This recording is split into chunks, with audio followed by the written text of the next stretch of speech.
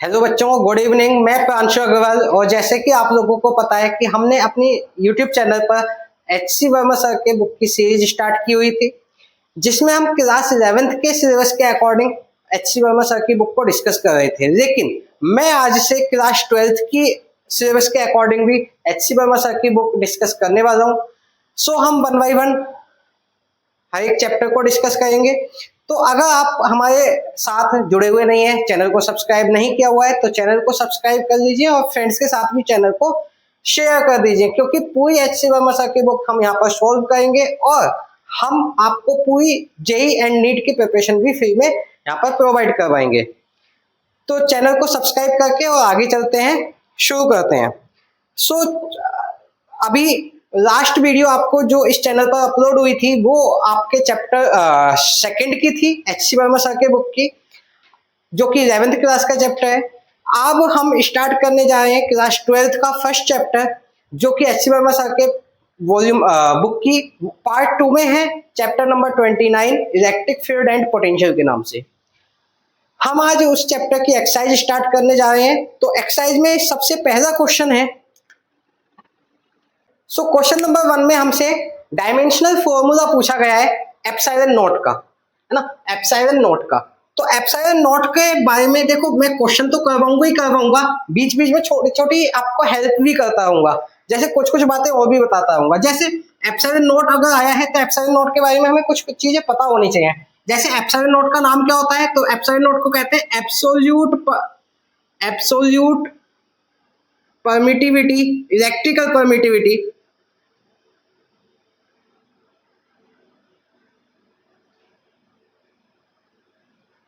Of free space,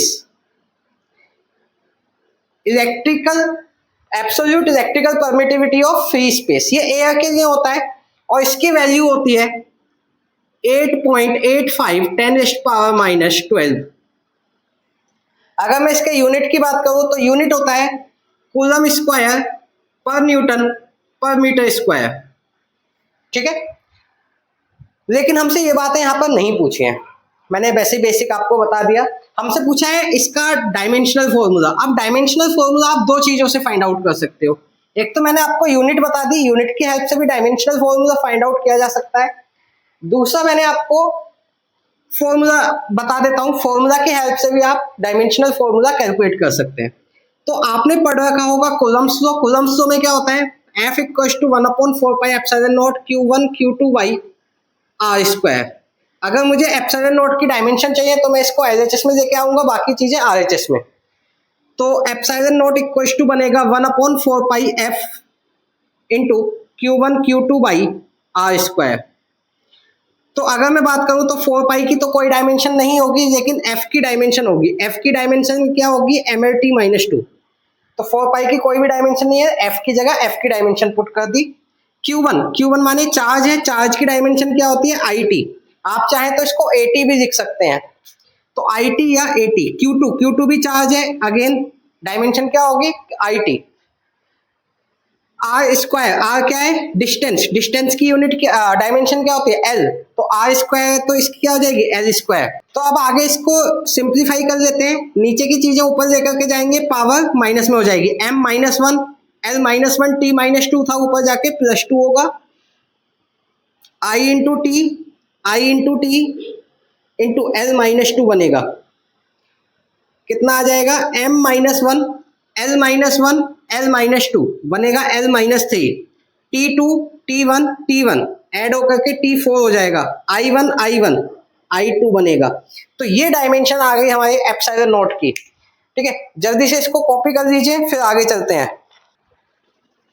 सो अब question number 2 आपको अपनी स्क्रीन पर विजिबल होगा। क्वेश्चन में कहा गया है कि आपका जो कॉलेज है उसके टॉप पर एक चार्ज रखा गया है जो कि 1 कूलम का है, और इक्वल चार्ज आपके हाउस के टॉप पर रखा गया है। तो अगेन हाउस वाला चार्ज भी 1 कूलम का हो जाएगा, और दोनों चार्जेस के बीच का जो सेपरेशन दिया गया है 2 किलोमीटर दिया गया है, जिसको हम बेसिकली आर मानते हैं, separation between the charges.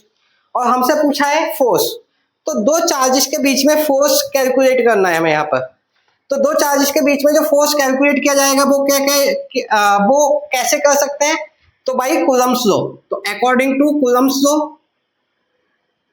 Coulomb's law के अकॉर्डिंग क्या होगा, force between two charges is given by 1/4 pi epsilon naught Q1 Q2 by R square. सही है, दो चार्जेस के बीच में अगर हमें फोर्स कैलकुलेट करना होता है तो क्या यूज करेंगे, कूलम्ब्स लॉ यूज करेंगे। ठीक है, तो F इक्वल टू इस पूरे की वैल्यू क्या होती है, तो इस पूरे की वैल्यू होती है 9 × 10⁻⁹ Q1 is 1 coulomb and Q2 again 1 coulomb divided by R square. लेकिन यहाँ पर जो डिस्टेंस की यूनिट दी गई है वो किलोमीटर में है, जबकि ऐसा यूनिट क्या होता है, मीटर। तो 2 किलोमीटर को मीटर में कन्वर्ट कर देंगे, तो 2 × 10⁻³ मीटर आएगा, 2 × 10⁻³ और आर का स्क्वायर। ठीक है, ये हो जाएगा 9 × 10⁻⁹, 1 इंटू 1 1 ही बनेगा, 2 का स्क्वायर 4 × 10⁻⁶, डिवाइड कर देते हैं, 4 2 जा 8, 4 2 जा 8, 2.25 10⁻⁹ दैट इज 3, 2.25 10⁻³ न्यूटन। ठीक है, ये हमें मिली दोनों फोर्सेज के बीच की, दोनों चार्जेस के बीच की फोर्स। लेकिन क्वेश्चन में आगे कहा गया है कि how many times of your weight is this force, ये जो फोर्स आया है ये आपके वेट का कितना टाइम्स होगा। तो कैसे कैलकुलेट करेंगे, देखते हैं। तो अब हमसे पूछा गया है कि ये जो फोर्स है ये आपके खुद के वेट का कितना टाइम्स है।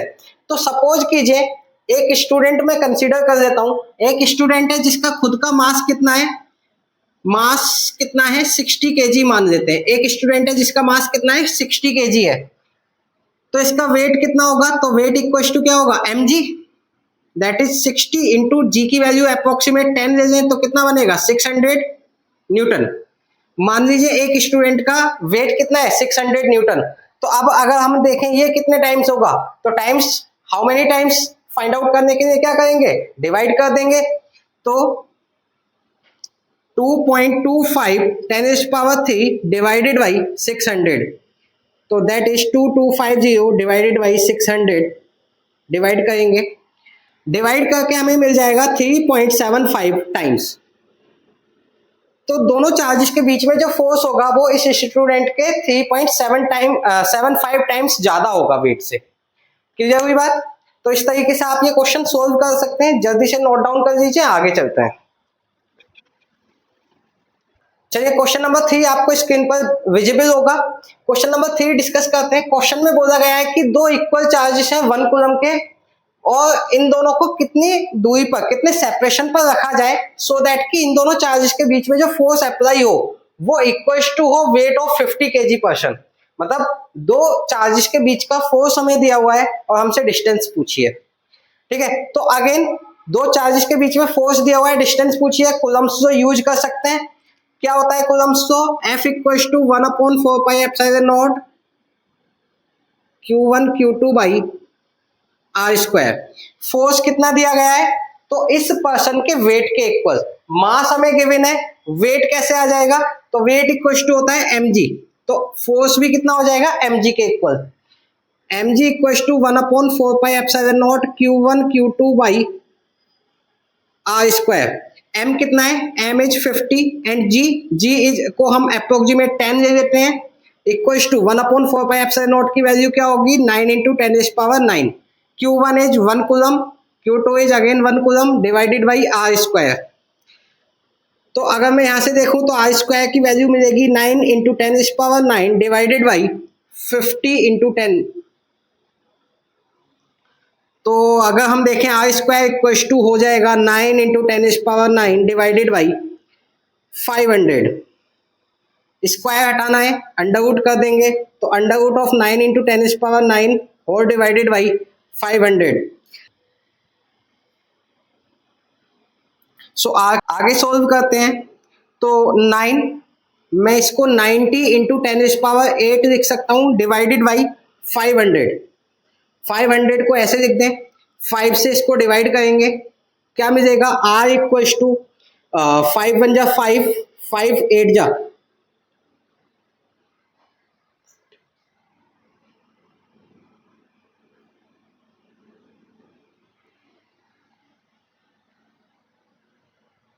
अगेन 18 को क्या लिख सकते हैं, 18 को लिख सकते हैं 2 into 9 into 10⁸ whole divided by 100, 100 को 10⁸2 लिख सकता हूँ। तो 9 का अंडरवुड 3 आ जाएगा, 10⁸8 का अंडरवुड 10⁸4 हो जाएगा। अंडरवुड से बाहर लाते समय पावर हाफ हो जाती है। 10 का स्क्वायर है तो 10 बचेगा, अंदर बचेगा अंडरवुड 2, तो ये हो जाएगा 3 इंटू 10⁻3, 10⁻1 ऊपर जाएगी -1 हो जाएगी। √2 की वैल्यू 1.414, इन दोनों की मल्टीप्लाई कर देते हैं, आंसर आ जाएगा। यस, सो इन दोनों की मल्टीप्लाई करने पर हमें आंसर मिला 4.24 मीटर, 4.24 मीटर। अगर आप आंसर बुक के आंसर में मैच करेंगे तो यहाँ आ जाएगा, यहाँ आएगा 4.3 metre.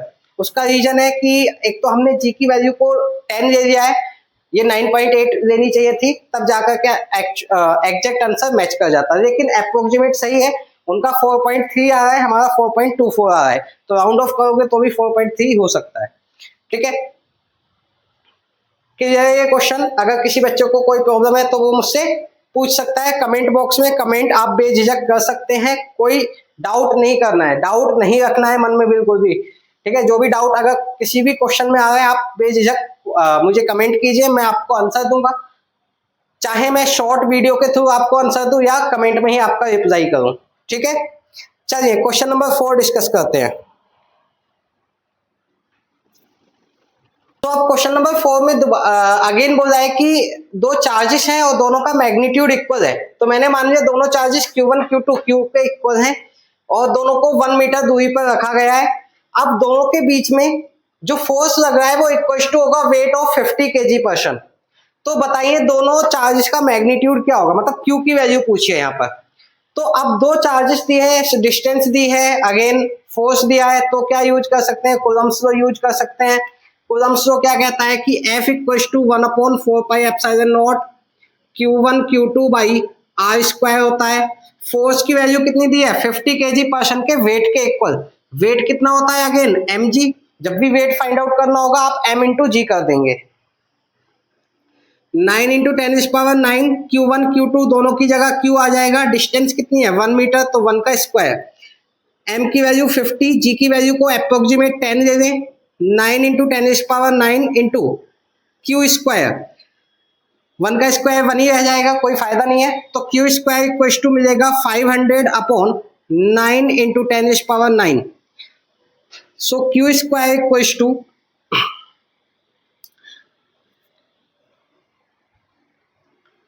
Q equals to underwood 500 divided by 9 into 10⁻9। अब इसको आप सोल्व कर देंगे, सोल्व करके आपको मिल जाएगा 2.35 10⁻⁻4 कूलम।